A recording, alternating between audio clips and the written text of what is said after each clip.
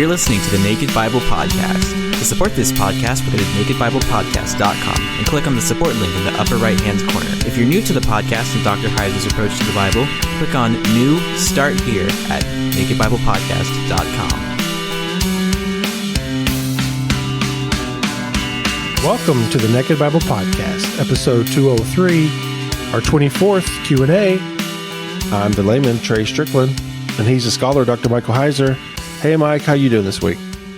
Pretty good. It's been a good week, productive, interesting. So, yep, glad to be here and go through some more questions.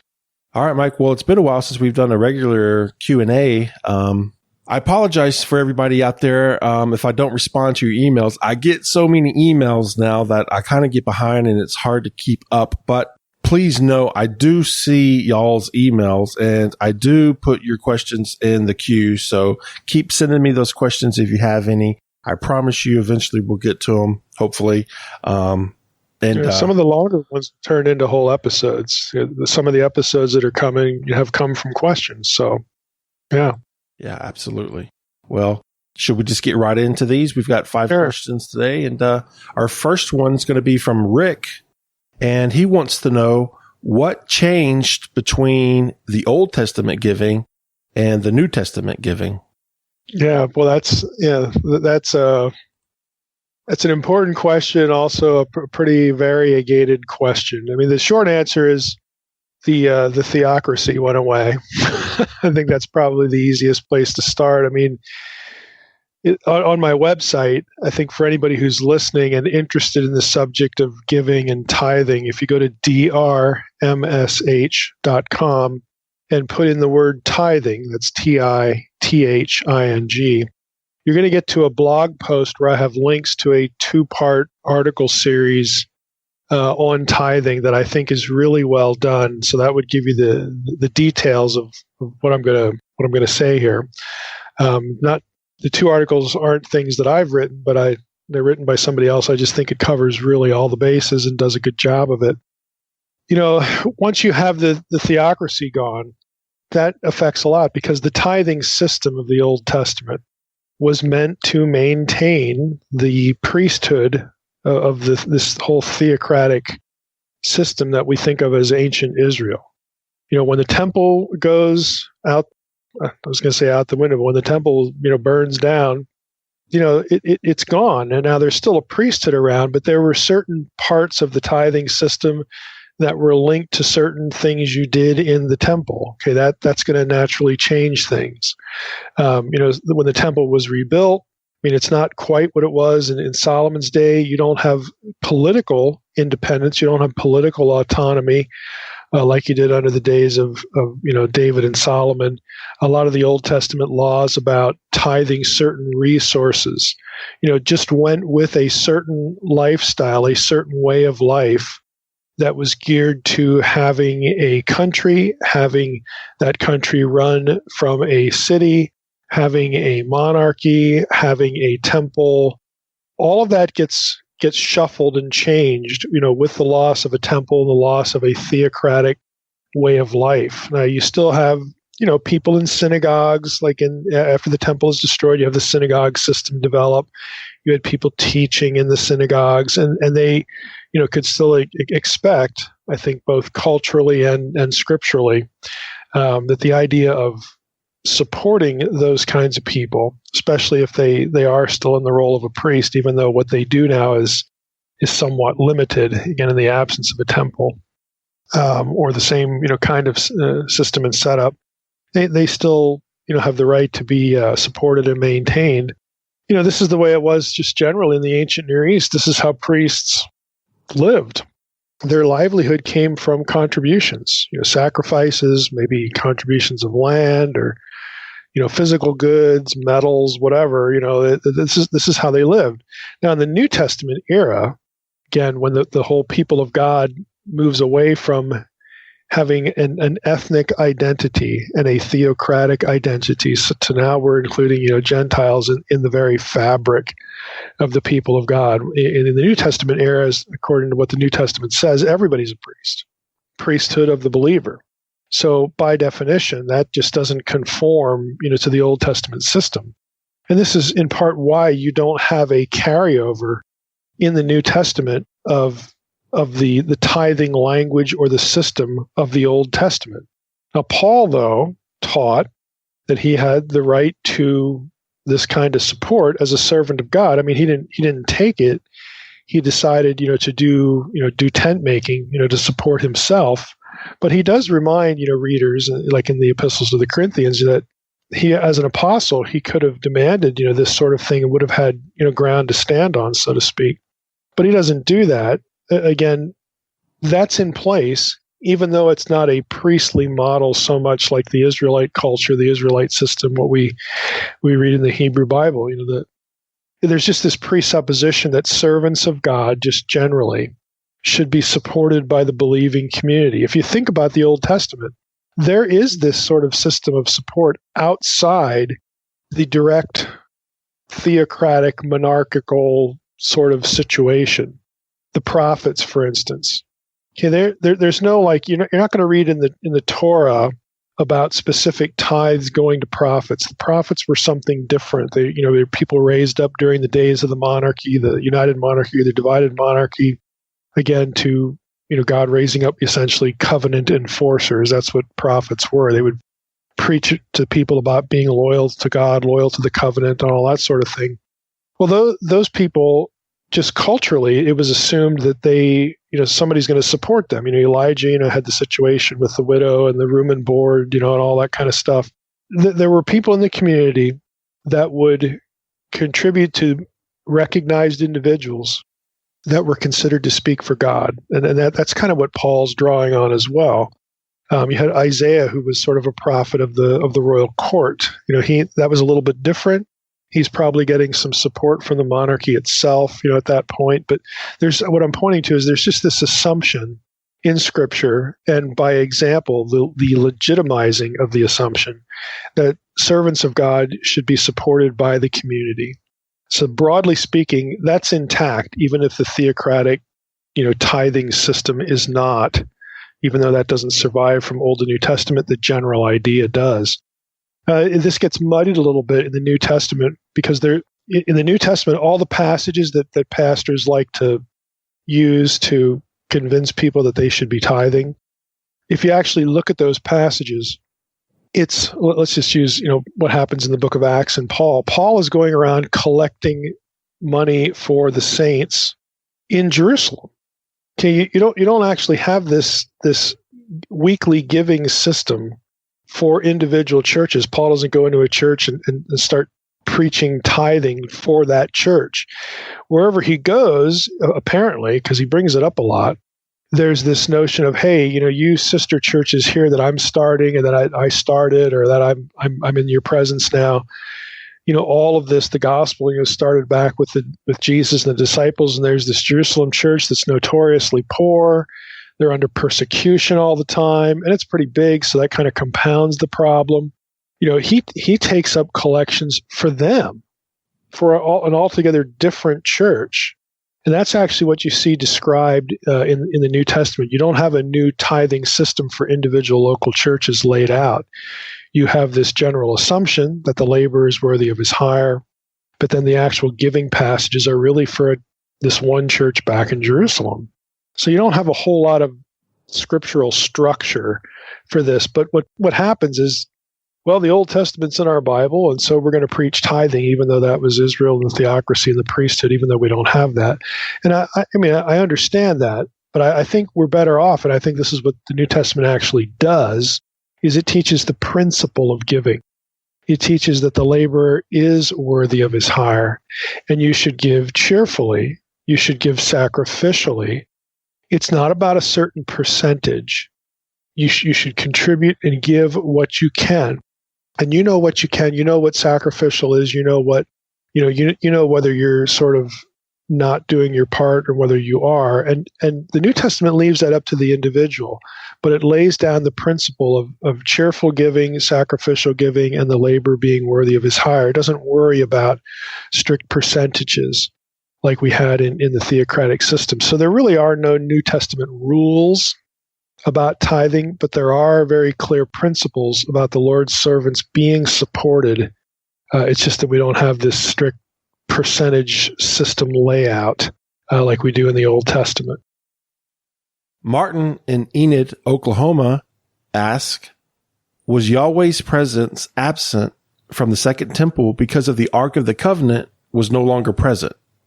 Yeah, I think that is the conclusion we're supposed to draw. I mean, Ezekiel has the glory, the presence of God departing before Jerusalem and its temple are destroyed. Again, we covered that in our series on Ezekiel. There's no evidence anybody thereafter in the second temple period when they build, they rebuild the temple, or they actually build, a second temple.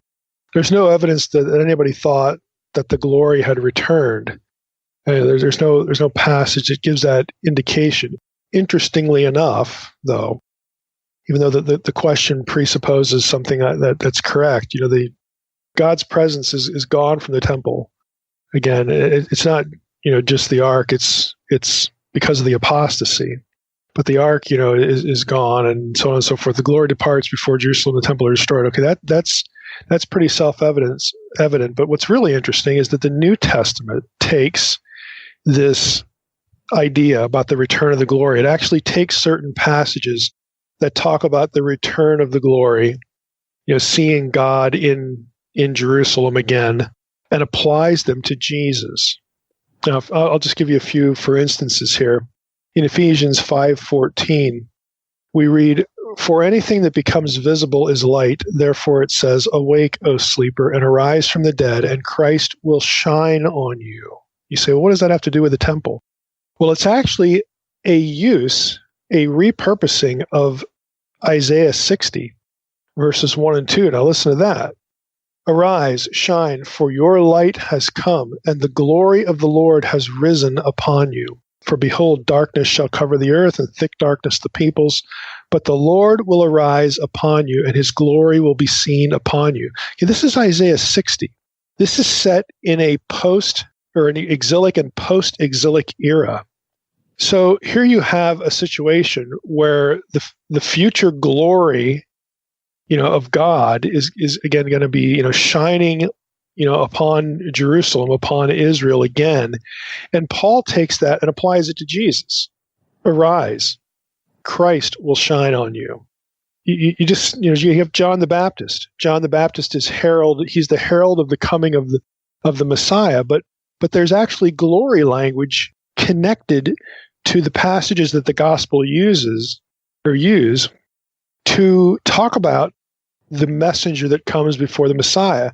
Isaiah 40, verse 5, "The glory of the Lord shall be revealed." There's a reference to the glory, pretty explicit. "The glory of the Lord shall be revealed, and all flesh shall see it together, for the mouth of the Lord has spoken." If you go out to Isaiah 40, again, this is, the crooked, places will be made straight. And this is this messianic language. And Mark and other gospel writers quote Isaiah 40, verse 5, and other parts of Isaiah 40 to give context to John the Baptist being the herald from Isaiah 40, who is announcing the return of the Lord, the return of the glory. And that turns out to be Jesus in the Gospels. You get a passage like Isaiah 66, verses 18 and through 19, that you get sort of a similar feel to this. Verse 18 says, "For I know their works and their thoughts, and the time is coming to gather all nations and tongues, and they shall come and shall see my glory. And I will set a sign among them, and from them I will send survivors to the nations, to Tarshish, to Pul, to Lud, who draw the bow to Tabal and Javan, to the coastlands far away that have not heard my fame or seen my glory, and they shall declare my glory among the nations." Now, look at the elements of that. The time is coming to gather all nations and tongues. They shall come and shall see my glory. And I'm going to set this sign among them, okay? And then they're going to go from here. They're going to spread all over to these different nations. Tarshish, of course, ought to draw the interest of this audience. Tubal, Javan. I mean, these are places mentioned in the Table of Nations, so on and so forth, to the coastlands that are far away. Why? Why am I sending them out? Because they have not heard my fame or seen my glory, and I'm going to make sure that it's declared among the nations.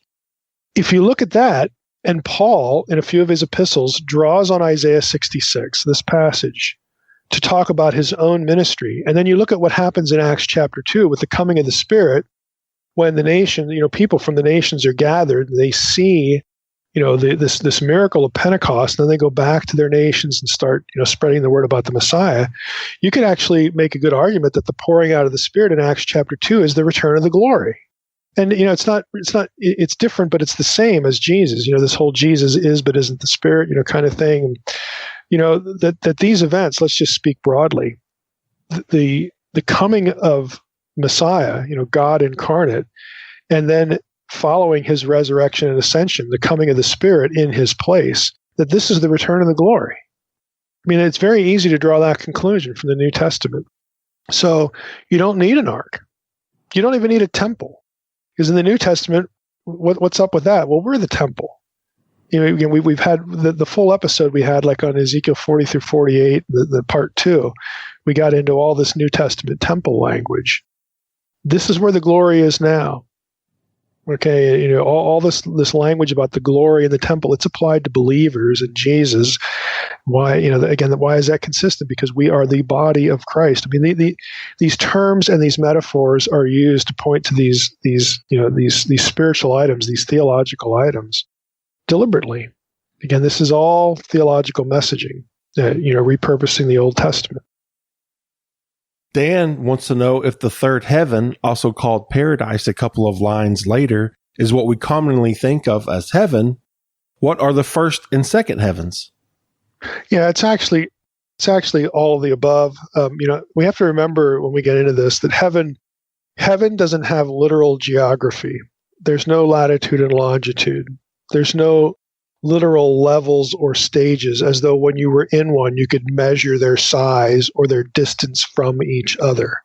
Okay, so we have to be careful that we don't overly literalize the language when it talks about heaven or these levels of heaven and so on and so forth. I mean, they're all this other place, and they're spoken of in these ways to distinguish parts of them. And again, we are forced to use the language of space.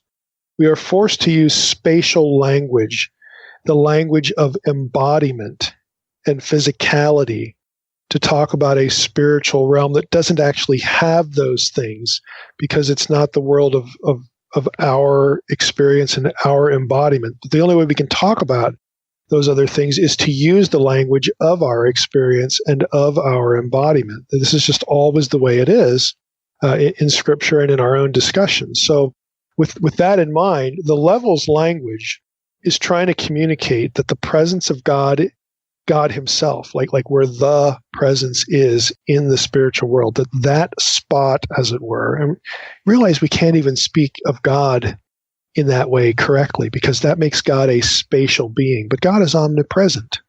Okay, you see the problem we have of even using this language, but I'm just going to try to wade through it, because that's what we have to do. So the levels language is trying to communicate that the presence of God is the holiest place in the spiritual world. God occupies, in Paul's language, the third level. There are some ancient texts from the Second Temple period that have 3 levels of heaven. 2 Corinthians 12:2 is what the question is really deriving from. Other texts have 7 levels. You say, well, why is it different? Well, they're all trying to communicate the same idea, that the highest level, the 7th level, or the 3rd level, the place where God is at, that's the holiest spot, the holiest place. The language tries to parse out where we are in the spiritual realm, where other objects are in the spiritual realm, and then where God himself is in the spiritual realm. And so it has to use this level language to do that. Again, to make sure that God is given the preeminent place. He is the preeminent being in this plane of reality, the spiritual world. Again, it's just a way of establishing, to use a Levitical way of expressing it, gradations of holiness. If you think about the temple, the tabernacle and the temple, there were the more inward you went, the greater the sanctity. Okay, so that you had you couldn't have non-priests occupy like the first level of sacred space. I mean, they could bring a sacrifice up to the gate or the door of the tabernacle, and it would be sacrificed, but they couldn't go beyond a certain point. Then priests could go there, but there was a subset of those priests who could go into the holy place, and then there's only one priest that could actually go into the most holy place, the Holy of Holies, once a year. This was designed to teach and to reinforce the idea that the ground gets holier, okay, the closer to God that you are. It's these gradations of holiness. We talked about this in Leviticus about, what's done with the blood and all this kind of stuff and who can go where. It's the same idea sort of transferred into the spiritual realm when you get these levels of heaven. There's a lot of speculation in Second Temple period literature. You get all these heavenly visions and journeys of individuals like Enoch and Abraham and Baruch and so on and so forth. There's a number of Old Testament characters that have these journeys, and you get this language, that as they're on their trip, so to speak, to see the presence of God, you pass through certain levels, these heavenly levels, and it's designed again to teach the idea that the closer to God you get, the more sanctified the space is, the more holy it is. I personally think the 3-level approach is probably modeled after the temple. You have the court, the holy place, and the Holy of Holies. You got 3 levels there. The 7 levels, again, my suspicion is that it has something to do with the number 7 being perceived or thought about as perfection. And you say, well, how do you get 7 in perfection? Well, it's modeled after the creation week, that everything is created in 6 days, and on the 7th day God rests in his temple, which is in Genesis, which is Eden on earth. That it completes the activity. This is what God wanted to do. He did, and he did it exactly the way he wanted to do it. So you've got this perception, this idea, this numerical tag, as it were, number 7, that speaks of completeness and in that sense perfection. So I tend to think that number is used again to convey the same idea, and I think that the number 3, as we're speaking of levels, is really drawn more from sacred space on the ground, boots on the ground, so to speak, that we read about in the Old Testament. Our next question is from Daniel in Nicholasville, Kentucky, and he asks, does the Sethite worldview imply that one can be children of God by natural lineage? If so, is that the same error the Jews fell into when they boasted that they have Abraham as their father? Or as a negative example, Seth being the good seed and Cain being the bad seed, could we liken that to the extreme fundamentalist idea that a certain ethnic group having the mark of Cain are unredeemable? Yeah, it's kind of akin to all that. The Jews in the Gospels are basically claiming election by virtue of Abraham. And again, if you believed that Genesis 6, was another manifestation of an elect line back to Adam. If you take the Sethite view, the human view only, and if you believe that this is about an elect line back to Adam, then you'd fall into the same kind of thinking. Of course, nothing says that any line was elect prior to God's creation of Israel by virtue of Abraham and Sarah. That's when you get this election language in the Torah, and it's always about Abraham and Sarah's descendants, Israel. So that kind of thinking, though, can get transferred to other passages, and of course it does. Those who would say that the Jews descended from Cain, to track on the negative example for a moment here, people who are going to say that kind of stuff, the Jews are descended from Cain and they're Satan's spawn, those kinds of people who are just, whacked, they're going to be saying things like the line of Cain is unredeemable because, they're linking it to this satanic idea, this sort of satanic genesis of, in their case, specifically Jews. Now, I don't know any fundamentalism. This isn't to say that there isn't one, but I haven't run into one that would have said blacks were unredeemable. I have certainly run into a few people where the mark of Cain was interpreted as skin color. I mean, that you'll see, and of course you'll read a lot about that. But even people who thought that, you couldn't say that all of those people thought that, like the Negro race, or again, to use our modern terminology, African Americans, that they were unredeemable. Some did. Some did, but it really depended on whether those people thought, and this is actually, 19th century kind of stuff, even earlier, let's just say 18th, 19th century kind of dialogue, wondering if the black race descended from Adam or from some other co-Adamic or pre-Adamic human. This kind of, again, biblical nonsense and, of course, biological nonsense arises from this crisis in these centuries of having to explain from the Bible, and that's in air quotes, explain from the Bible where these other races, these other humans that explorers are encountering, where they come from. And the things like skin color get drawn into this conversation. Obviously, people could visually observe differences in skin color and other physiological differences, but all of that gets sort of drawn into the same odd and in some cases repugnant, conversation in these centuries.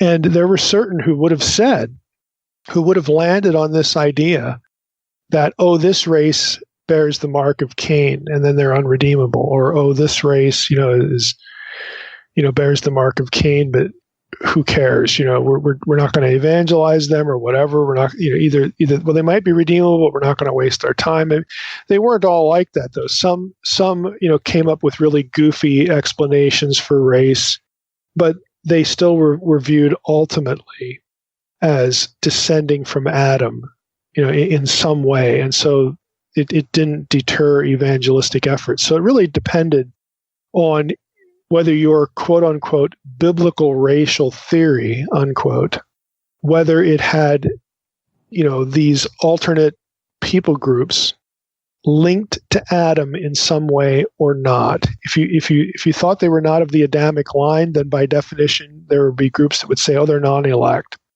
They're just going to go to hell, they're unredeemable, or we shouldn't give her up. You had that. You had that kind of thinking. I want to read, this question prompts me. I have this in digital here, so it's real convenient. A little part of Adam's ancestors that this question just reminded me of. And I've referenced this book before on the podcast.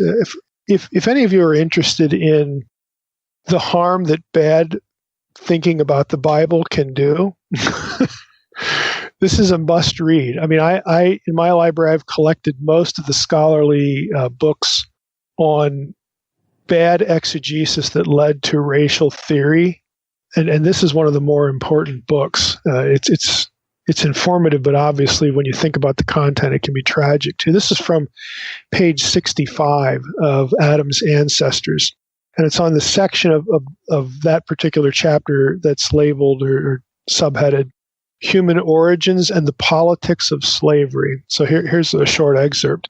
As early as 1680, the Church of England clergyman and missionary, first to Virginia and later Barbados, Morgan Godwin, wrote at length in support of the right of African slaves and Native Americans to be admitted to church membership in a tract for the Times addressed to the Archbishop of Canterbury. Rather sanguine about the practice of slavery itself, he vigorously argued their case in his lengthy 1680 plea entitled The Negroes and Indians Advocate Suing for Their Admission into the Church. It's the end of the title. Godwin was fully aware that what he called the, quote, pre-Adamites' whimsy, unquote, was being deployed first to, quote, derive our Negroes from a stock different from Adam's, unquote, and then to, quote unquote, brutify them. His intention, by contrast, was to, again quoting from the tract, to prove the Negro's humanity, unquote. It was a strategy diametrically opposed to those Spaniards, and he seems to have had Sepulveda in mind, who had concluded that certain races were not human in order to justify their murdering the Americans, i.e. the Native Americans. For all that, he acknowledged that fantastic and false, these are all in quotes, empty and silly. Again, in other words, Godwin's not buying it. He acknowledged that fantastic, false, empty and silly, all of that, though the foul heresy of pre-Adamism was its original author himself, had never used it to dehumanize any racial group, but rather had acknowledged the full humanity of the pre-Adamites. Now, that's the end of the selection. So here you have Godwin, the guy who wrote this, who acknowledged that, okay, there's this view out here of pre-Adamic races, and he was determined not to use it to dehumanize any group. Negroes and in his terms, Negroes and the Americans, which we mean the Native Americans, the latter reference there.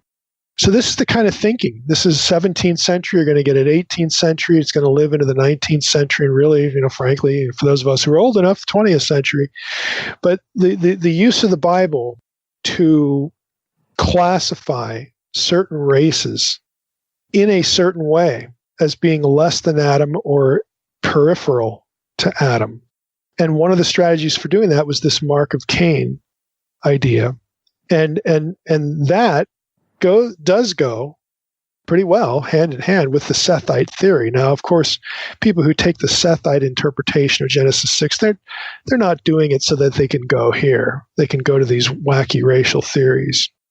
And even back then, they weren't necessarily doing it. But you could take the Sethite view, and once you took the Sethite view of Genesis 6, you would go backward, and then you would quite literally demonize the Cainite line, and you would insert the Sethite and Cainite dichotomy into Genesis 6. So again, this is part of the Sethite view thinking.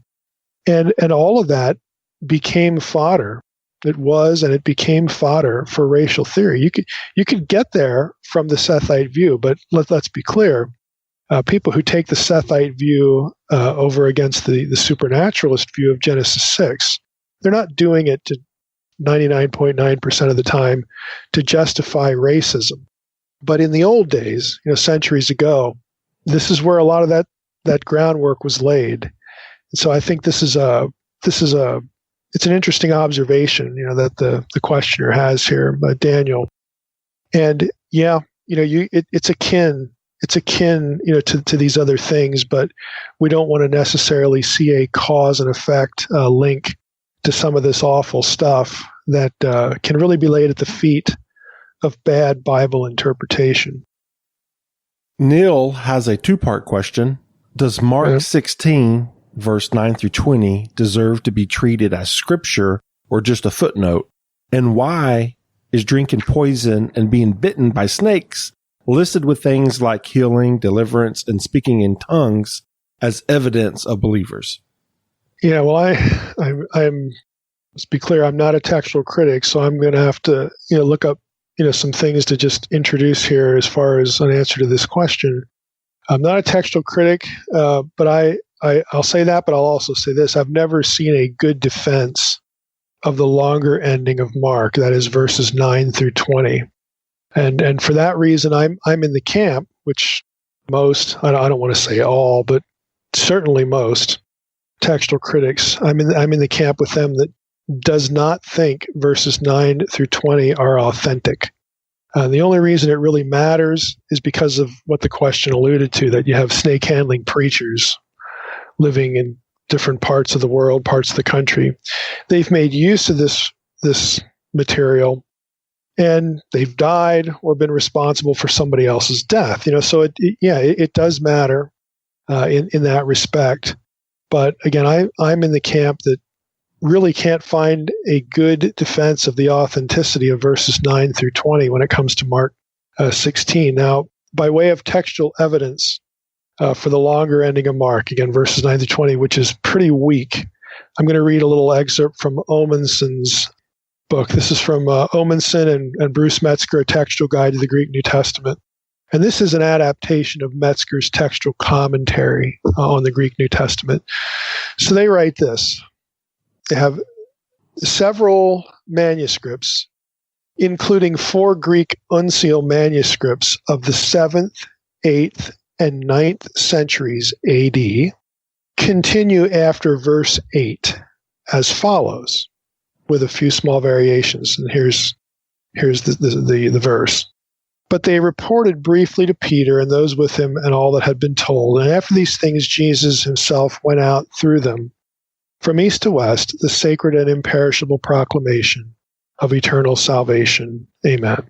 So you have 4 manuscripts, what this amounts to, 4 manuscripts from the 7th, 8th, and 9th centuries. So this is 700 to 900 years after the days of the apostles. Okay, that after verse 8, they add that little statement that I just read. Okay, and then that's where, in those manuscripts, that's where Mark ends. It ends with what we have as verse 8 and then this little addendum. Now, all of the manuscripts that have this reading, okay, except for one old Latin manuscript, continue with verses 9 through 20. Now, what that means is that the longer ending of Mark, verses 9 through 20, this is the best manuscript support for it, 7th, 8th, 9th century AD. Stuff that's older is not going to have, they're not going to have the verses in it. So here you are in the New Testament text critical debate about, priority manuscripts, the older manuscripts, does it, if they're older, should they be counted as better and all that kind of stuff. We did a whole episode on this. But you don't really have very strong evidence for the longer ending of Mark. It's centuries, 7th century is what you're dealing with here. A second source, R.T. France, in his commentary on Mark, says this. This is a little bit longer. And I like France's commentaries. He's done a couple of them. I just like them. He's pretty good. He writes, a number of later minuscule manuscripts, and these are medieval and beyond, give the longer ending, but mark it off with marginal signs or comments to indicate that its textual status is doubtful. So even the scribes themselves are making little notes in what they're copying. They're faithfully copying the longer ending, but they're putting these little marks in there. The 5th century Codex W, one of the earliest manuscripts to have the longer ending. So now you get, in our text stuff, now you move back to the 5th century. It's one of the few, one of the earliest. The other ones are going to be 7, 8, 9. Has a substantial addition of 89 words at the beginning of verse 15. So it's even different than what we have in verses 9 through 20. This is described by Metzger as having an obvious, quote, obvious and pervasive apocryphal flavor, these 89 extra words, which consists of a dialogue between Jesus and his disciples concerning the ending of the period of Satan's power and the truth and righteousness now made available through Christ's death. Jerome records the same additional words and said they were found in some Greek manuscripts. Okay, so that's 5th century. France moves on to a little section on literary considerations, and he writes, most of the content of the longer ending, verses 9 through 20, echoes, usually in abbreviated form, elements in the resurrection stories of Matthew, Luke, and John. And it does that as follows. And then he goes on and starts commenting about this or that. I'm going to skip to another section of France. He writes, the parts of the longer ending not accounted for in this list are those which go beyond the resurrection appearances as such to describe the subsequent preaching and activity of the church. Thus, in verse 16, we have a summary of a basic baptismal soteriology, which has the flavor of Johannine dualism and possibly draws on the baptismal element in Matthew 28, 19, and 20. In verses 17 and 18, some of the signs which are related in Acts are summarized. And verse 20 is virtually a summary of the whole book of Acts in a nutshell. In the whole of the longer ending, verses 9 through 20, the only element which is not easily accounted for on the basis of familiarity with other Gospels and the book of Acts is the emphasis in verse 18 on handling poisonous snakes and drinking poison. The former perhaps reflects the single instance of, and it was involuntary, snake handling in Acts 28, 3 through 6, but the expectation of these two activities as regular signs is the one distinctive contribution which the long ending makes. In all other respects, verses 9 through 20 have something of a second-hand flavor and look like a pastiche of elements drawn from the other Gospels and Acts. Now, that's the end of France's commentary there. So basically what he's saying is that in the longer ending, which does not have good textual support, everything except the snake handling and the poison poison you can find elsewhere in some other gospel or in the book of Acts. You can find some sort of example. And the only two outliers are the snake handling thing and then the poison. And the snake handling thing might be an allusion to the episode in Acts 28. Again, it's not clear because the episode in Acts 28 was certainly involuntary, but it might, be some allusion to that. But then the poison drinking has there's nothing you can find elsewhere in the New Testament for that. And for that that reason that the material you have in verses 9 through 20 reads like somebody else just sort of put it in there, drawing it from all these other places. In other words, it's a very secondhand kind of feel to it. That reason, plus the weak textual support, the weak manuscript support for verses 9 through 20, are the reasons why virtually all New Testament critics, textual critics, do not consider verses 9 through 20 as authentic. It's not as bad of a situation as something like 1 John 5:7 or part of the ending of Revelation, like with Erasmus's text and all that. But it ain't good. It has weak textual support. Now I will put a link on the episode page for this to a blog post that I found here from the Evangelical Textual Criticism blog. You could go up to the Evangelical Textual Criticism blog like I did here and just put in, Mark 16. And you're going to find, what that group, and they are just what they sound like, Evangelical Textual Critics, what they say about the longer ending of Mark. And you'll find an essay by Peter Gurry. We've interviewed Peter before on this podcast. And it's pretty good. I recommend it. Just looking through it here, skimming here.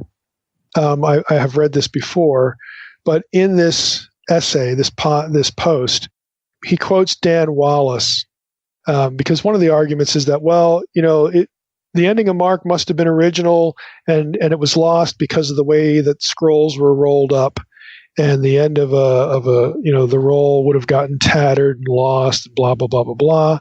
Well, Wallace is somebody who's pretty much spent a career handling these sorts of things. And he says it's extremely unlikely that Mark wrote his gospel, in a particular way where this is going to be, some sort of explanation. Now, I'll read the excerpt here. This is Wallace now. However, if Mark's gospel is earlier than this, the end of the first century, again, which is a controversy in and of itself, as virtually all scholars acknowledge, regardless of their view of the synoptic problem, then he would have written his gospel on a roll, not a codex. And the first generation of copies would also have been on rolls. And if the gospel was written on a roll, then the most protected section would be the end. Because when someone rolled the book back up, the end would be on the inside, not the outside, to get tattered and stuff like that. To be sure, some lazy readers might not rewind the book when finished. Of course, they could get fined a denarius at their local Blockbuster, Wallace says, for such an infraction. But the reality is this sort of thing was a rare exception, not the rule. Consequently, if Mark was originally written on a roll, it's hard to imagine how the ending could have gotten lost before copies were made. So again, Wallace is a guy that has lots of experience with scrolls, the way they were wound and so on and so forth. And you have other books as examples too. If this was a common event, well, then you'd have problems with the endings of other New Testament books too, but you don't. It's just this longer ending of Mark. So I'm in the camp, just to wrap this up, I'm in the camp with the textual critics, evangelical and otherwise, who just don't really see a good argument for the long ending of Mark being authentic. And so for that reason, I don't feel like I have to doctrinally defend drinking poison and snake handling, because that's the only place you're going to get that stuff. And it's highly suspect. All right, Mike. Well, we want to remind everybody to leave us a review. We're almost at 200. We got 199 reviews on iTunes, I noticed. So since we just had our 200th episode, maybe we can get one more review to get 200 even. But we appreciate everybody that's done so far. And Mike, that's important. Yeah, absolutely. And Mike, we appreciate you answering our questions, and want to thank everyone else for listening to the Naked Bible Podcast. God bless.